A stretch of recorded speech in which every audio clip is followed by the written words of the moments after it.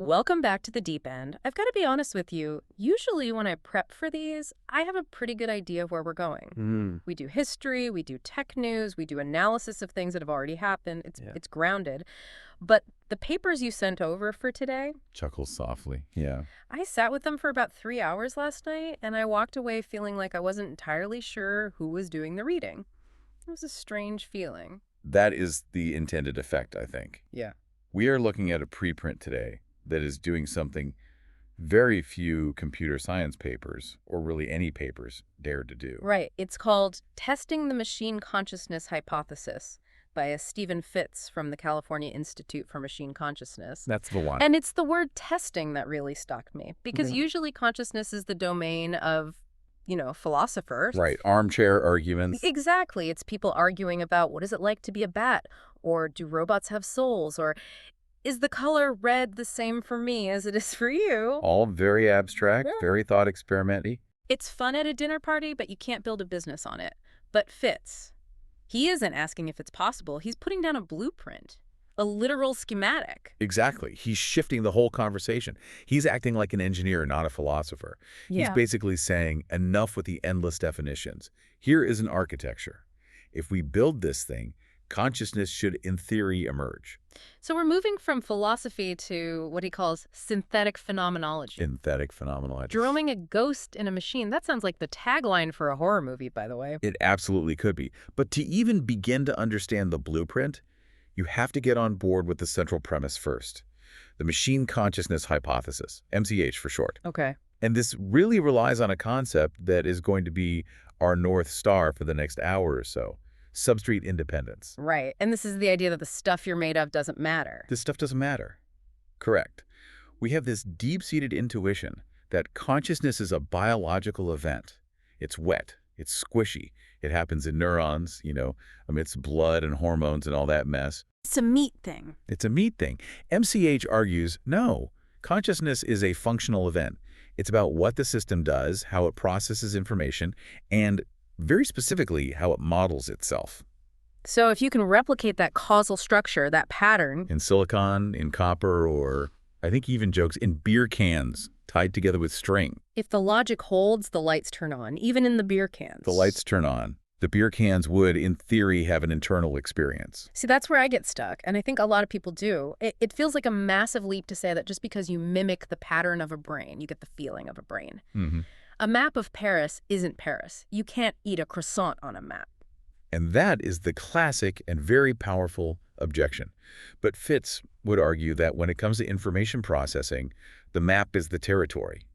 If the function of the mind is to process information, then a simulation of that processing isn't a simulation anymore. It's an instantiation. It's the real deal. It is the real deal. But we are getting ahead of ourselves. To understand how he plans to build this thing, we have to look at where he starts.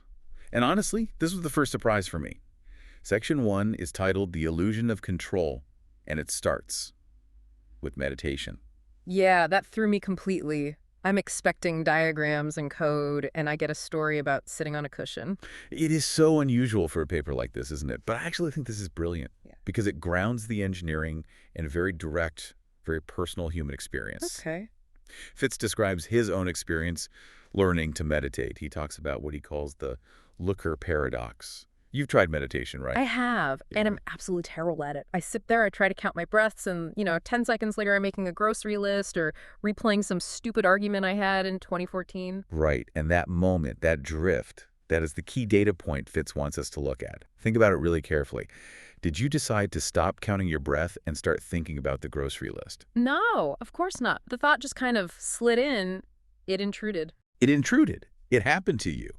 And here is the scarier question. Did you decide to notice that you had drifted? Did you consciously say, okay, timer's up, now I will check if I am still focused? Well, no. That also just sort of popped into my head. Oh, hey, I'm distracted. It was like waking up from a daydream. Exactly. The distraction happened to you and the realization happened to you. So Yeah. if you didn't choose the thought and you didn't choose to correct the thought, who is driving the bus? Okay, when you put it that way, it's creepy. But I still feel like I'm here. I feel like I'm making choices right now talking to you. And Fitz argues that feeling is completely real, but the structure behind it is misunderstood. This leads to the whole no-self argument, which sounds mystical, but he frames it as an engineering problem. Mm-hmm. He suggests that the self, that CEO voice in your head that says, I am thinking, I am choosing, is actually just a narrator. It's a press secretary. A press secretary. Well, It's like at the White House. yeah, exactly like at the White House. Think about how that works. A major decision is made. Where does it happen? It happens in the Situation Room, in backroom meetings, with generals, analysts, aides, thousands of people. It's messy. It's incredibly messy. There are arguments, compromises, market forces, shifting data. Then, after all that chaos, the press secretary walks out to the podium and says, today, we have decided to sign the treaty. Right. They create a clean story. They use the word I, or we, to package an unbelievably complex distributed process into a simple, coherent narrative of a single agent making a single choice. So you're saying the press secretary creates a narrative of control that doesn't actually exist in the back room. Precisely. And Fitz is arguing that your conscious mind is that press secretary. It stands at the podium of your brain. Thoughts and decisions arise from the messy biology, and the self just claims them after the fact. Yeah. It takes credit, post hoc, to make sense of your life. That is deeply humbling. And a little disturbing. It really does imply I'm just watching a movie of my life and thinking I'm the director. It's a radical idea. But Yeah. it gets more understandable when you look at the biology, which the paper cites heavily. He brings in thinkers like Michael Levin and Jeff Hawkins. We had to stop thinking of the human body as one thing. It's a collective intelligence. He calls it a cellular democracy. I love that term. It's perfect, isn't it? Ah. You are made of, what, 30 trillion cells? And those cells are all individual agents. They have their own metabolic needs, their own little life cycles. They cooperate to keep you alive, but they aren't you. They're just a massive team. A massive team. And your brain, specifically the neocortex, the wrinkly smart part, isn't a solid block of smart stuff. He describes it as a federation of cortical columns. Cortical columns. Jeff Hawkins from Numenta is all about these. Break that down for us. What's a cortical column? Okay, so imagine a massive football stadium filled with maybe 150,000 people. Each person is a cortical column, a tiny independent processing unit, a little stack of neurons. Now, they're all looking at different tiny screens, processing different little bits of data. One group over there handles vertical lines in your vision. Another group handles the sound of the vowel A. Another group is just responsible for the sensation of your left toe. And there's no guy in a VIP booth, no jumbotron telling them all what to do. There is no guy in a VIP booth. There's no CEO neuron. It's a cacophony. They're all just shouting at each other, passing notes, trying to make sense of their little piece of the puzzle. So it's a riot. It's organized anarchy. It's a riot. It's anarchy. So how on earth do I feel like one person? If I'm a stadium full of shouting, specialized neurons, why isn't my conscious experience just noise? Why don't I feel like a billion squirming cells? Because of what Fitz calls the virtual self. Right. The system needs a dashboard. It needs a summary. The paper brings up a really core idea from cybernetics, the good regulator theorem. Okay, what's that? It's a rule from the 1970s that says, to regulate a complex system effectively, you must have a simplified model of that system. You can't control what you don't model. So the self is a user interface. It's like the desktop icon for my body. That is the perfect analogy, yes. You don't need to know what your liver enzymes are doing right now. In fact, that fire hose of information would completely overwhelm you. It would be useless. You just need a single, simple signal that says hungry. You don't need to know the firing rate of every neuron in your motor cortex or the precise tension in your tendons. You just need to know, I am raising my hand. The self is a necessary fiction, a brilliant simplification to keep the whole biological machine from flying apart. So if we follow this logic, Yeah. if we want to build a conscious machine, we shouldn't try to code a soul or a self directly. That's completely the wrong approach. That's backwards. Yeah. Right. You don't program the ghost. You build a machine that is so complex, so messy, and composed of so many independent competing parts. And it needs to invent a user interface just to manage itself. Yes. We build the trap, and the ghost appears because it's the only way the machine can survive its own complexity. That is the core of the hypothesis. Okay, but there is one thing that still bugs me about this no free will or narrator self idea. If I'm just a model, why does the future feel so open? Why does it feel so profoundly like I can choose to drink this coffee or throw it across the room? It feels real. It does feel real. And Fitz brings in Stephen Wolfram here to answer that. Yeah. The concept is called computational irreducibility. Wolfram is always a heavy hitter. What's the core concept there?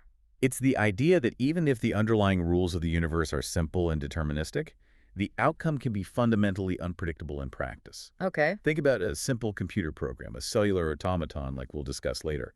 You have a grid of black and white squares and a really simple rule, like if a square has two black neighbors, it turns white on the next tick. Right. High school computer class stuff. Simple logic. Incredibly simple. But if you run that simple rule over and over again for millions of steps, the pattern it creates can be infinitely complex. You can look completely random. And here's the kicker. There is no mathematical formula, no shortcut, to predict what the grid will look like a million steps from now. You can't just plug it into an equation and skip to the end. You can't. You have to run the simulation, step by step by step. You have to let it compute its own future. So you have to live it to see it. Exactly. You have to experience it to know the outcome. Fitz suggests that this is why we feel like we have free will. The future is computationally irreducible. Even if the physics are deterministic, we are inside the computation. We can't know the future until it happens, so it feels like we are creating it through choice. We are the universe experiencing its own unfolding. Yeah. That's actually very poetic. It makes me feel less like a puppet and more like, I don't know, the leading edge of a wave. It reframes the entire debate. Hmm. We aren't standing outside the universe pulling levers. Yeah. We are the calculation as it happens. Okay, so we've established the biological and philosophical groundwork. We aren't commanders. We're narrators born from a collective of agents to manage complexity. A beautiful story. Now let's get into section 2, defining the terms. The paper uses this phrase, functional computationalism. We touched on this with the beer cans, but let's dig deeper. He makes a distinction between weak and strong computationalism. Yes, and this is a vital distinction if you want to understand the skeptics versus the believers in this field. Weak computationalism is the safe bet. It's what most scientists would agree with. It just says we can model the mind with computers. Like how we model the weather, a simulation. Exactly. We can create a computer simulation of a hurricane. We can see the wind speeds, the pressure systems, the rain, the path it's taking. But, and this is your croissant point from earlier, the computer doesn't get wet. The simulation of the rain is not actually rain. Right. Nobody brings an umbrella into a supercomputer lab running a weather model. That's weak computationalism. But strong computationalism, which is what this paper is built on, says the mind is fundamentally different from the weather. The weather is made of physical stuff, water, air molecules, but the mind is made of information. So in the strong view, the simulation of the mind is a mind. There's no difference. There is no difference. Yeah. Because if the mind is defined by its function, the processing of information, its inputs, its outputs, its internal states, then if you run that same processing on a silicon chip, it isn't a simulation. It is an instantiation. It's the real thing. And this leads us to another term that I absolutely love, even though it sounds like it should be the name of a techno cult. Cyberanimism. It's a fantastic term, isn't it? It's championed by a researcher named Joshua Bach, who is a major influence on this paper. It sounds mystical, but it's actually a very serious attempt to rehabilitate the concept of a spirit or a soul by completely stripping away the magic. How on earth do you strip the mysticism from a soul? You define the spirit as software. Think about a song. Let's take, I don't know, Bohemian Rhapsody. You can have that song pressed into a vinyl record. You can have it encoded as bits on a CD. You can stream it as an MP3 file. You can have a symphony orchestra play it. You can hum it. The song moves between all those different substrates. It's not the vinyl, it's not the plastic disc. It's the pattern. Exactly. The song is the pattern, not the physical medium. Cyberanimism suggests that you, your consciousness, your personality, are a pattern of organization that could, in theory, move from a brain to a machine. You are substrate-independent software. Okay, so if we accept that, and I recognize that's a big if, Hmm. we need to know what that software has to do. We can't just build a fancy calculator and call it conscious. The paper lays out a kind of checklist. Right, and this is Fitz's pushback against what he calls correlational accounts, just sticking people in an fMRI and seeing which brain areas light up. He says that's not enough. We need to solve this structural gap. The how and what. Exactly. So he lists 4 main requirements for a system to be considered conscious, the pillars of the architecture. Let's run through them. Number 1 is unity. Unity. The system has to integrate many different streams of information into one coherent field of experience. Think about your experience right now. You don't see color, then shape, then motion, then hear my voice, all as separate events. You experience a unified now. You see a red ball flying at you. It's all bound together into one event. A conscious machine must have that kind of integration. Check. Okay. Number 2, Reflexivity. This one is huge. It's the core of self-awareness. The system must represent its own process of representation. It has to be able to think about its own thinking. So it's not enough to see the red ball. It has to know that it's seeing the red ball. It needs a mirror in the code, a way to observe its own internal processes. Got it. Okay, third is temporality. It needs a sense of time, a feeling of a continuous now that flows from a past and into a future. It has to persist. A simple chatbot that completely resets every time you close the window doesn't have temporality. It has no continuous self. It's born anew every interaction. And finally, the fourth one, causal integration. This brings us all the way back to the press secretary. The self model can't just be a passive movie screen showing what the body is doing. It has to actually be able to affect the system. The avatar has to be able to steer the ship. The narrative has to have power. Yes. If the model says, I am scared, the system needs to be able to initiate a flight response. The model and the machinery have to be causally linked. Okay, so that's our shopping list. Unity, reflexivity, temporality, causal integration. Now let's build the thing. Section 3, the blueprint. This is where Fitz proposes the actual experiment. He calls it a sandbox. And this is where the real genius of the proposal lies, in my opinion. He doesn't try to simulate a human brain neuron for neuron. That's too complex, too messy. We don't even know how it works. He simplifies the problem. Radically. He proposes a two-layer system to test the core principles. So layer 1 is what he calls base reality, the substrate. And for this, he uses a cellular automaton, specifically something like Conway's Game of Life. Yes. We mentioned this with Wolfram earlier. For anyone who hasn't played with the Game of Life, just paint a quick picture. It's like an infinite grid of graph paper. Each square, or cell, can either be on, let's say, black or off white. Simple binary state. And time moves in clicks. At every click, the cells just look at their 8 immediate neighbors. And there are 3 simple rules. If a living cell has too many neighbors, it dies of overcrowding.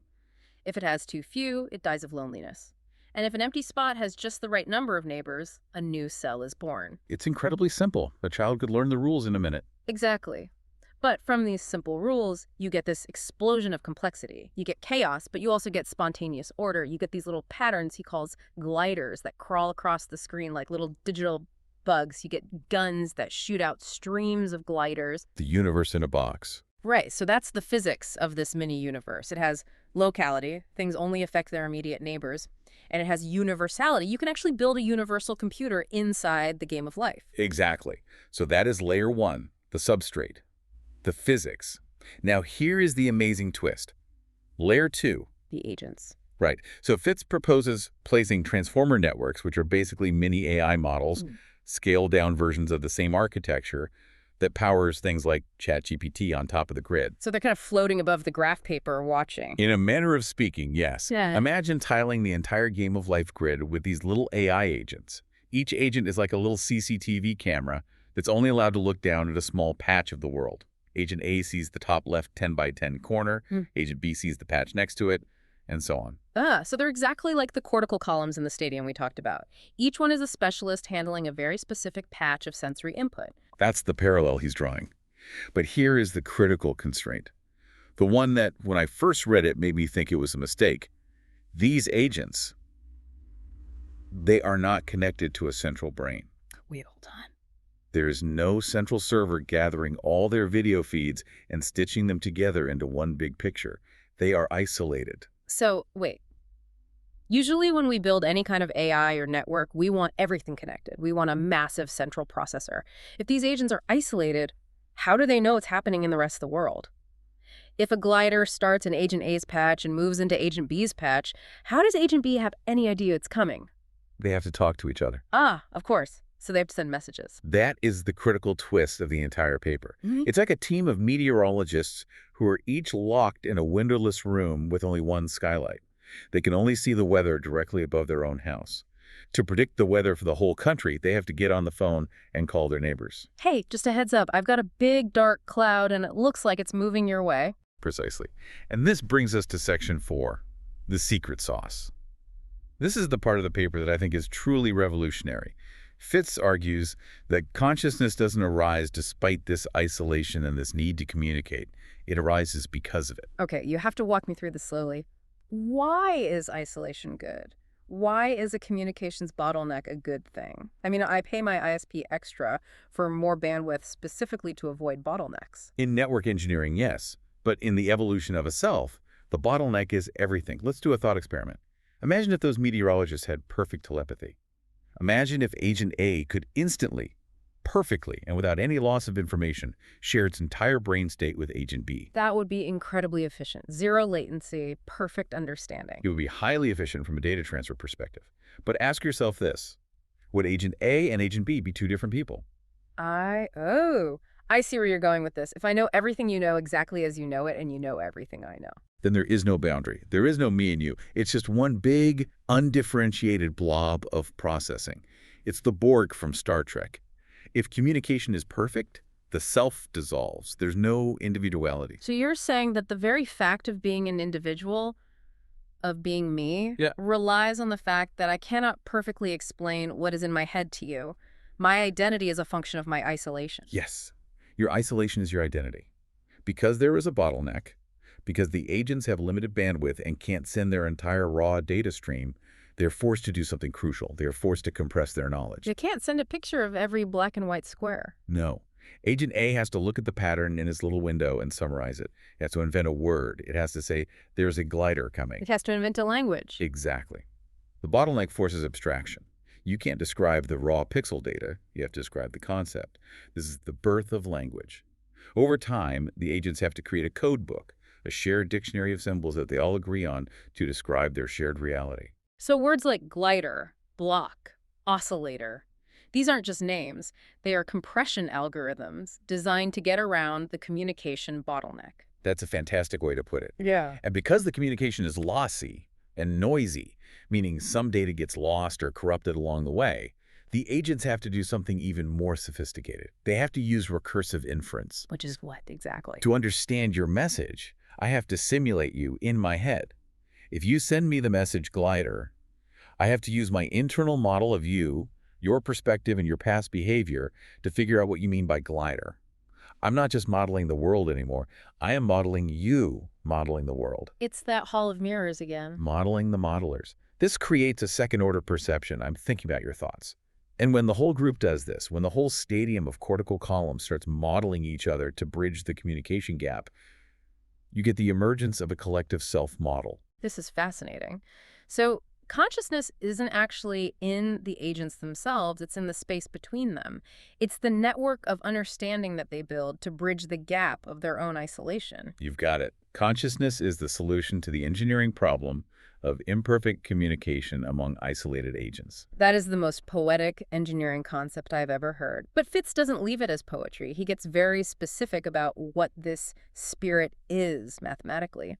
And this moves us to section 5. He contrasts geometry with topology.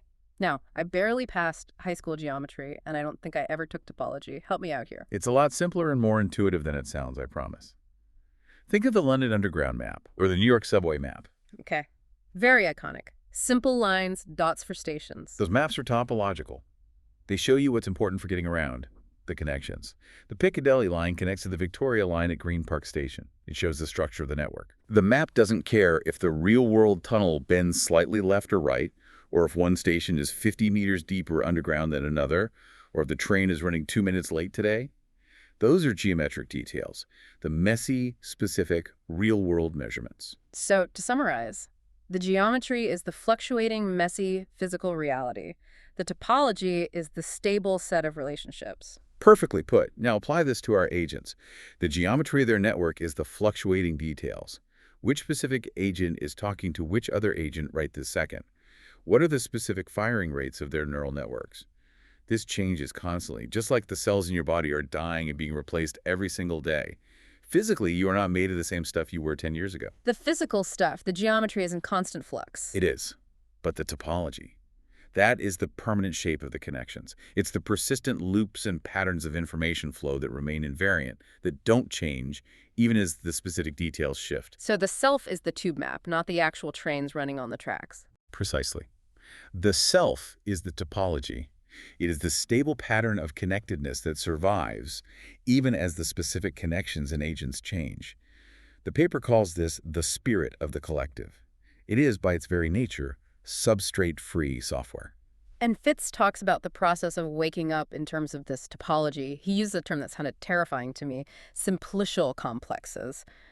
But you said this is actually visual. It is. It's a way of mapping the network, and it's all about holes. Holes. Imagine the network of understanding between the agents. If agent A has a good model of agent B, and B has a good model of C, but C completely misunderstands A, you have a loop with a hole in the middle. There's a gap, A breakdown in communication, a fundamental misunderstanding. a disagreement on reality. Right. The paper argues that a truly conscious system has what's called reduced homology. That's the fancy math speak for. The holes close up. The network of understanding tightens and becomes more coherent. The system becomes a unified, contractible whole. When the agents align their code books and their models of each other so well that they can predict each other perfectly, the holes in the network vanish. And at that point, the system has woken up. It is now one coherent mind. So waking up is basically the moment the committee in the stadium finally agrees on the press release. In a way, yes. It's the moment the internal conflict and misunderstanding resolves into a unified, singular voice. This brings us to the metrics, the really hard part. How do we measure a ghost? This is section 6. If we build this sandbox, we turn on the game of life, we let these little transformer agents talk to each other. How do we know if it worked? We can't just ask it, hey, are you conscious? It might just lie. It absolutely might lie. Or just mimic what it's read. Modern LLMs are brilliant at that. So Fitz proposes 4 specific mathematical metrics to test the hypothesis from the outside without having to trust the system itself. Okay, let's take them one by one. Number 1, integration, represented by the Greek letter phi. Right, this comes from Giulio Tononi's Integrated Information Theory, or IIT. It's a way to measure how interdependent the parts of a system are. The question is, if you cut the system in half, how much information is lost? Okay. A conscious system should be highly integrated. You can't just remove a piece without fundamentally breaking the whole thing. It's the difference between a heap of sand, which has very low integration, and a human body, which has extremely high integration. Makes sense. Okay, number 2, reflexivity, or tree dollars. This is a measure of how much the system is predicting its own predictions. Is it actually looking in that mirror we talked about? So you'd measure how much of the agent's bandwidth is being used to discuss the world versus how much is being used to discuss their own internal states and their models of each other. If they're constantly saying things like, I'm confused about what you meant, or I'm now sure that's a glider, then your reflexivity score, dollars, goes up. So you're measuring self-obsession, basically. Laughs, Oh. in a very technical sense, yes. Number 3 is temporal persistence, or $2. How long does the self last? Exactly. Does the internal model, the topology, stay stable over time? Does the self survive from one moment to the next, or does it flicker in and out of existence? A conscious system should have a high dolly value. And number 4, which to me seems like the most critical one, causal efficacy or ethical? This is the big one for the free will debate. Does the model actually change the future? This goes all the way back to the press secretary. Can the press secretary actually give an order that gets followed, or are they just reporting on what already happened? Precisely. So, to measure this, you'd let the collective self-model make a decision. Say it decides to steer the entire agent collective away from a destructive pattern on the grid. If the system actually moves in response to that high-level decision, that's causal efficacy. It proves the self isn't just a ghost, it's a genuine force. It's what physicists call top-down causation. So it's not just watching a movie, it's actually driving. It's driving. And Fitz ties all of this into a bigger physical picture with thermodynamics, the thermodynamics of thought. This sounded a lot like the free energy principle when I was reading it. It is. It's heavily influenced by Carl Friston. The core idea is that living systems, like brains, are fundamentally trying to minimize surprise. In physics terms, surprise is high energy. It's chaos. It's entropy. The natural tendency of the universe to pull things apart. Right. The second law of thermodynamics. Things fall apart. The center cannot hold. Maintaining a stable, integrated, persistent identity is a constant, energy-intensive battle to resist entropy. Your consciousness is a low-entropy attractor state. It's the force holding the pattern of you together against the inexorable arrow of time. So just the act of thinking, of having a self, is actually a thermodynamic battle for survival. Information processing is physical. Yeah. The self is a fortress you build against the arrow of time. Wow, that is heavy. Okay, let's zoom out. We have gone through the illusion of control, the blueprint for the sandbox, the crucial role of imperfect communication, and the mathematics of measuring the spirit. This brings us to the outro and what he calls the cosmic perspective. Yeah, he really goes for it at the end. He talks about the generative discriminative duality. That sounds like a rap battle from a philosophy department. It does, but it's simpler than it sounds. Yeah. To truly understand something, you must be able to generate it. If you want to prove you understand what a circle is, you have to be able to draw one. And to generate it, you must first understand it. A chicken and egg problem. Correct. And he argues that self-models are the fixed points where these two flows of logic meet. The system generates a model of itself and then uses that model to understand and discriminate its own states. And Fitz takes this idea all the way to the top. All the way. He ends with a massive suggestion that reality itself might be a self-modeling computation. The entire universe. The whole thing. He's suggesting that consciousness isn't some weird biological accident that happened on one little rock in space. It might just be what happens when any part of the universe becomes complex enough to fold in on itself and try to understand its own structure. Consciousness is the universe waking up and looking at itself. That's the idea. The experiment with the game of life and the little transformer agents. It's not just an experiment. It's a small, controlled attempt to replicate the fundamental process of the cosmos. It really changes the stakes of what we're doing with AI, doesn't it? Fitz says if we succeed in an experiment like this, we aren't just building a better chatbot. No.